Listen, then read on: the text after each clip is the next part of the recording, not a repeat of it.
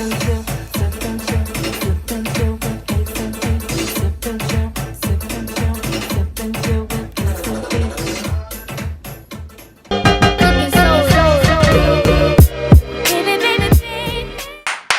to our channel. I'm Ace. Hey everybody, I'm Fee.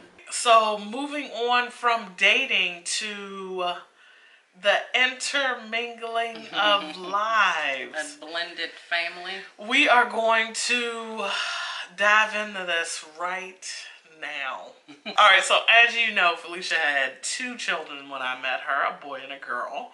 And they were... Oh wow. How old I were they? was like, please don't ask. So they're 17 and soon to be 15 now. What? And we have been together for almost 7 years. Yeah, so they were in elementary school when I actually first met them. So elementary school, so they were kind of like children.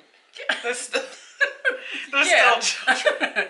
They're still children. Okay, so it was a big difference. Like, I think I had the most change. Do you think I had the most change? I mean, of course, because you can't. Well, you didn't date anybody with children before. Yeah, me. never. So it was interesting to see how she was trying to include them in things. I mean, I think even in the beginning, it might have been before I wanted to include them. Oh yeah. Okay. But that I didn't look at that as if it was a bad thing, because I just saw it as her just trying, and I enjoyed it. I think the kids enjoyed it. So it was a typical almost U-Haul type situation.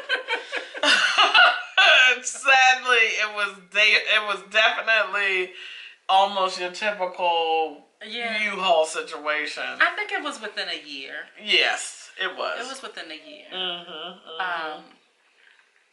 I mean, I just live right around the corner from her.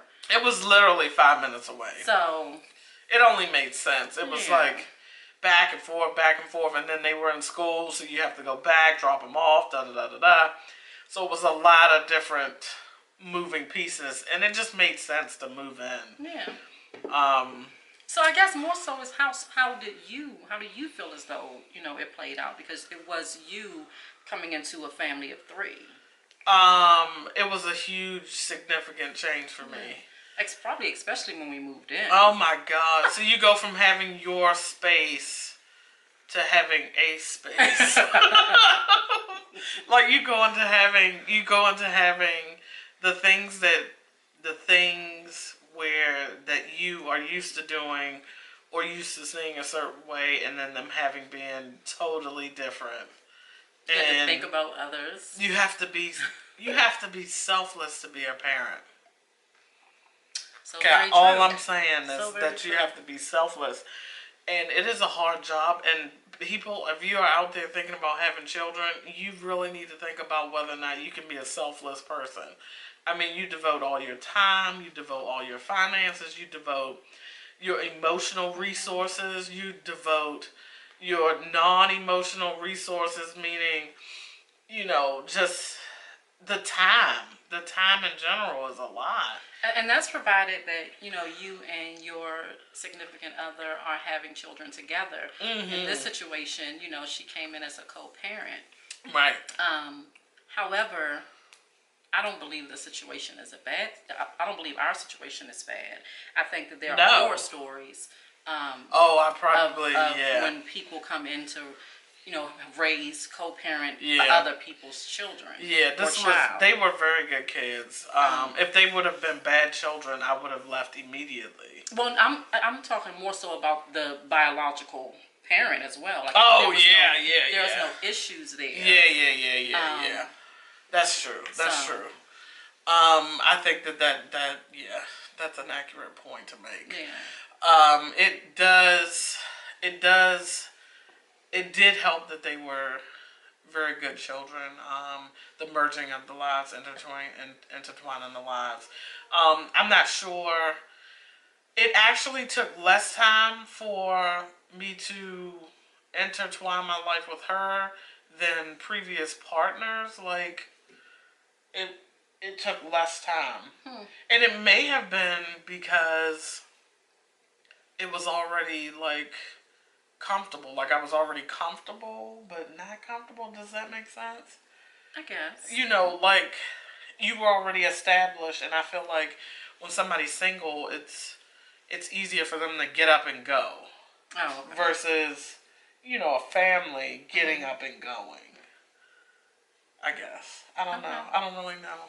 I don't know. But it was challenging on my end just because I wasn't used to it. But once I got used to everything, it became second nature. You know, sometimes I feel like I'm being overprotective.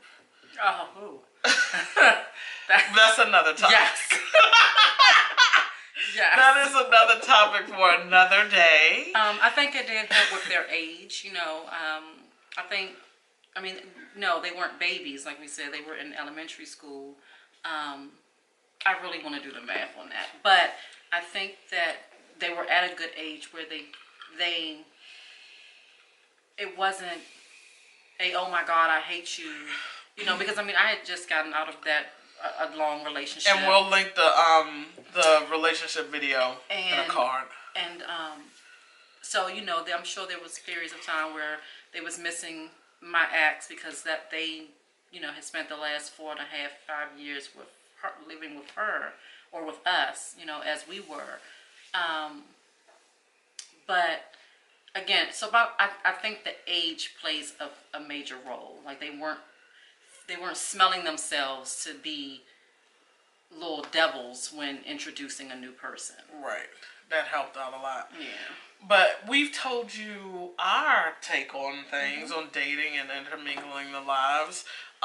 Let us know what you think. Let us know how quickly or how long it took you for you to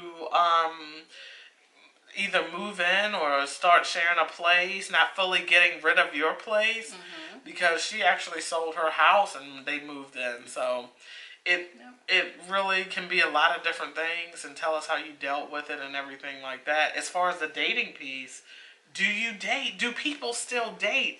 Is this a lost art that I'm the only one that's doing it? No, we are doing it. This is what I'm saying. You mean in the beginning? In the beginning. Oh. Like, is this a lost art now? Or do people date? Is it just texting? Is it just snapping? Is it just Instagram? Is it just, you know, seeing somebody online? Like, what is going on with the world and dating? Are people still doing it?